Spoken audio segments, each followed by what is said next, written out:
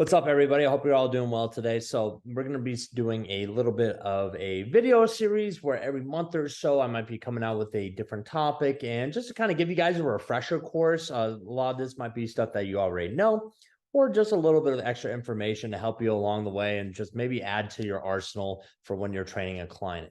And so this week we're going to be going over nutrition recovery strategies. Just some things that are going to help your clients perform better in the gym and ultimately be more adherent to the overall program. Now, why is it important for coaches to have information about nutrition? Well, it's going to be very important for a plethora of reasons. Some big ones is just improving overall performance for your clients in the gym. And then also in terms of overall body composition goals. So if you have somebody who wants to gain weight, lose weight, who wants to feel better, nutrition is going to be a very big part of it. So you can train somebody all you want, but at the end of the day, if their nutrition is not in check, then it's going to be fighting an uphill battle. And that's not going to be fun for either the client or the coach themselves. And also, this represents your training business. So if the coach can't get the client to where they need to be because the client is not being adherent to nutrition protocols, then that's going to come back on you, and it's going to make it look like you don't know how to get people to their goals and you're not going to produce results. And also improves adherence to the service. It gives them a little bit of extra information, a little bit of extra stuff so that they can feel like, hey, this is an all-encompassing program. Therefore, this is worth the money. Now, some key definitions: nutrition, the process of providing or obtaining the food necessary for health and growth.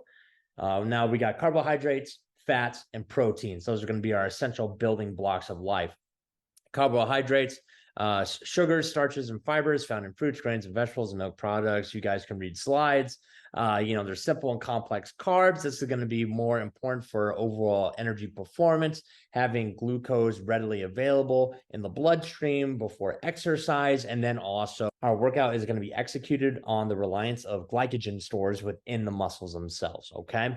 Protein is going to be the amino acids that make up the building blocks of muscle fibers and numerous other cells within the body. And then we have fats. Fats help in the absorption of fat-soluble vitamins A, D, E, and K. They can be saturated or unsaturated, and most foods with fat have both types. So now that we covered the macronutrients, let's go over a little bit about them in more detail. So if we're looking at the calories within one, so protein and carbohydrates, those are going to be 4 kcals each, whereas fat's going to be about 9. Another little added benefit in there, so alcohol is about 7 kcals per gram as well. For carbohydrates, you have simple and complex. Complex carbohydrates are longer in structure and take more time to break down. So simple carbs, something that is so if, for example, complex carbs are going to be more of your pastas, whereas simple carbs are going to be something like a Rice Krispie treat or something like that. That's going to be able to break down a lot faster within the body and turn into glucose. Fats come in two forms: saturated and unsaturated. Unsaturated fatty acids are going to be able to turn into different micronutrients that the body needs, and that is going to be due to the structure of the double bond. Fats are also going to be very beneficial for overall cellular processing as well as maintaining cellular membranes. So lipid bilayers for certain cells, for people who remember that from just learning about the different structures of cells. And then proteins, fairly simple. They break down amino acids and are used for cellular repair and the generation of cells throughout the body, from nerves to muscles. And also just overall very important in improving satiety and overall improve muscle growth. Now, here's some recommendations. I'm not going to spend too much time on this slide. This is more for your benefit if you want to have some basic guidelines on grams per kilogram for certain activity levels. And this is more for performance-based goals. This is what I utilize for a lot of my clients when I'm recommending different macros for them. And then when you're talking about macros to certain clients, you might want to just simply either go by a protein target or just go by calorie targets primarily. So a client comes to me and they want to lose weight. First thing we're going to do is put them on a slight deficit, nothing too crazy, maybe about 100 or 150 kcals. So nothing ridiculous in terms of like making a big jump, like a 500 kcal deficit right off the bat. Just a little bit, something to get them used to tracking calories and getting them used to being in that energy deficit. Micronutrients. So Vitamins, we have any group of organic compounds that are essential for normal growth and nutrition and are required in small quantities in the diet because they cannot be synthesized in the body. So the fat soluble ones, A, D, E, and K. So these are stored in the body. If you take too many fat soluble vitamins, that could lead to complications. And if you take too little, you could have some significant deficiency symptoms. So taking all these is going to be very important. So vitamin A, foods that you can get vitamin A from: liver, eggs, milk, red pepper. That's that capsaicin within there. Now, if you take vitamin D as a supplement, I think it's very important that you take around like 2,000 to 4,000 IUs a day here in Colorado, just making sure, like, even if you're not getting enough sunlight, it's very important to make sure that you get that optimal amount of absorption. It's because it's going to be helping a lot with like dopamine production and just some foods for that. Fortified dairy products, so not just regular dairy products, but a lot of like yogurts are fortified with vitamin D. Cod, salmon, mushrooms, vitamin E foods, sunflower oils, avocados, peanuts, kiwis, and so on. And so you guys can read the rest of that. We're going to move on just for the sake of time. So top foods for cognitive health. Some big ones. So anything with a lot of unsaturated fat is going to be great for brain health. Coffee, tea, it's going to have those ergogenic effects, but also is going to benefit dopamine production. Cognitive performance, creatine, carbohydrates, caffeine, omega-3s, tyrosine, and mint extracts. Creatine is a very big one, and we'll get a little bit more into that later. But all these supplements here, if you're feeling a little bit foggy, if you're feeling a little bit under the weather, it's definitely worth a try to try some of these supplements in order to improve your overall cognitive function and processing. Now, this is a big one. So for all your clients, I would try to show them a picture like this. If you want to go over nutritional facts, how to read a food label, you'll be surprised how many people do not know how to read this. So want to break it down for them, make sure that they understand how they're going to divide. Like if you got to put something in their calorie tracking app, it's like, hey, how much is a serving of X, Y, and Z? How many calories, like what is going to be included within that serving? Am I reaching was the percent daily value mean? So just making sure that they understand how to read this effectively is going to be very critical as well. Now, as we continue our conversation into calorie tracking, what we want to know is that if your client wants to gain weight, like AKA put on muscle, we have to be in an energy surplus. Now, can you recomp a little bit? Yes, you can recomp, but it's not going to be as efficient and or as effective as it would be to just be in an energy surplus. And so what does that mean? So they'll have a total daily energy. They would have a total daily energy expenditure. And so with that number, that's going to be how many calories they consume in the day to just stay at maintenance. All right. So we want to be above that if we want to put on muscle. So usually anywhere between 100 to 200 kcals right off the bat. 50 kcals might be a little too small to start off, but just slowly increasing that number. And then you're going to see that measurable change over time. If they want to lose weight, energy deficit. So take that number for where they're at maintenance, eat below that 100, 150, 200, depending on the person. You're going to adjust those numbers so that they can lose weight. Make sure they're obviously like resistance training and doing their cardiovascular type activity while doing this. And then they need to be doing a calorie tracking app, because if they're going to be guesstimating, they're going to fail. And unfortunately, that's just how it is. So you can use apps like MyFitnessPal. There's Fat Secret, Chronometer. There's a bunch of different food tracking apps out there. Just really find the one that works best for you, and then you can convey that information to your clients as you recommend the certain app that you've chosen. Expending calories, don't even worry about this. The constrained energy expenditure model is essentially that individuals who are constantly exercising and getting used to exercise, their body becomes more adept at conserving energy. So not having as high of a caloric expenditure as an individual who goes from couch to running a 400, they're going to be expending way more calories than an individual who is consistent at running with the 400. So hopefully that makes sense. So essentially what happens is the person who does it all the time becomes more adept at doing it, thus less energy expenditure. Thus, we don't need to track calories in that kind of sense right there. If that makes sense.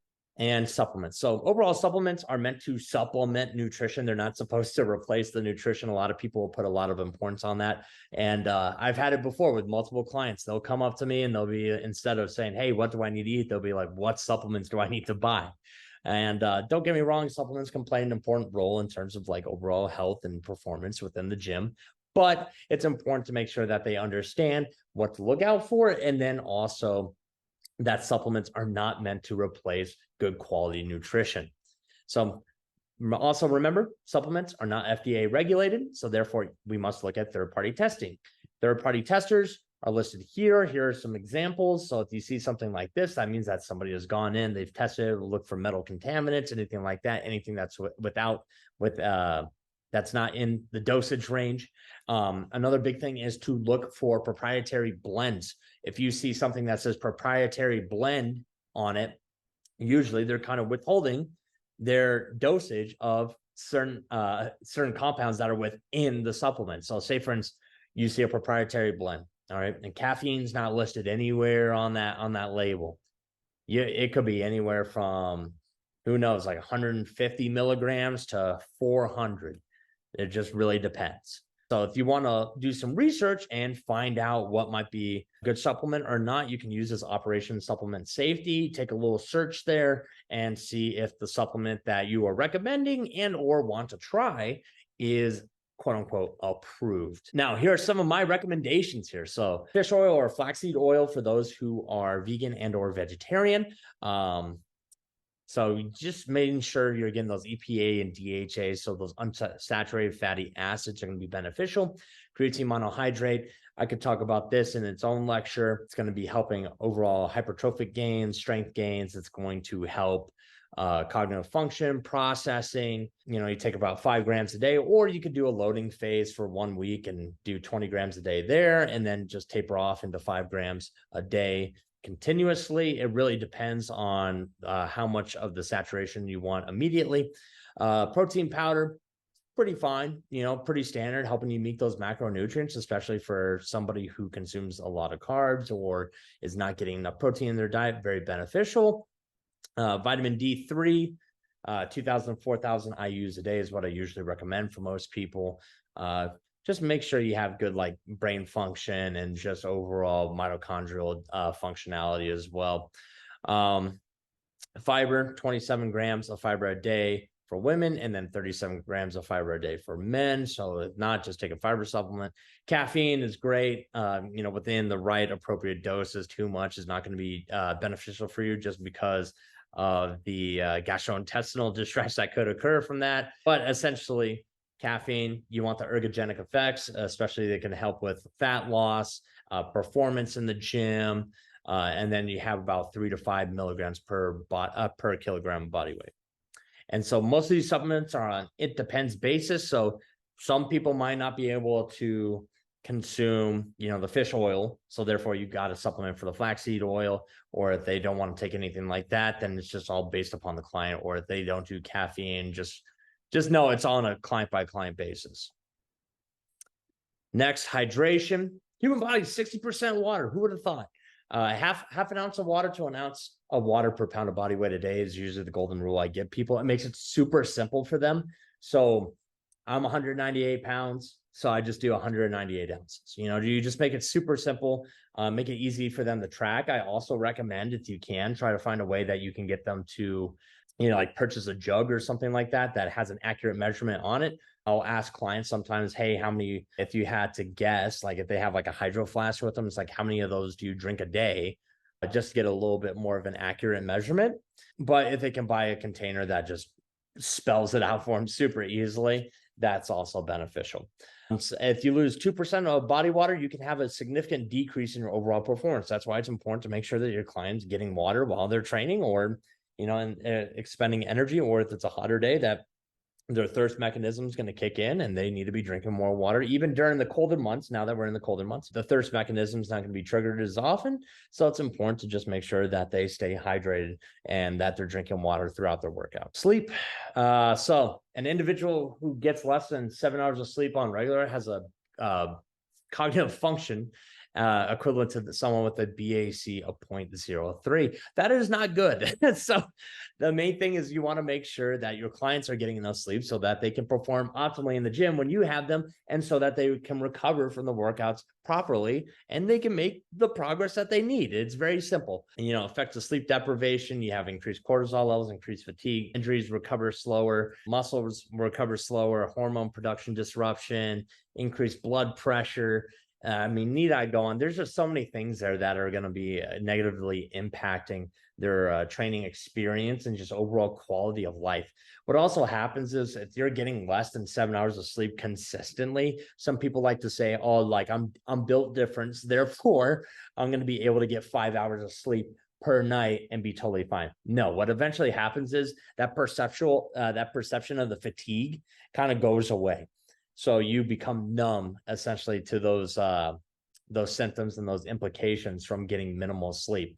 So some people just need to catch up on their sleep. Luckily, there's a thing called sleep debt. So you can only accrue so much sleep debt over the course of time. So getting a few nights consistently, maybe a week of getting 10 hours of sleep, boom, you're out of that sleep debt already. Golden rule, 7 to 9 hours a night. And then some tips for improving your sleep.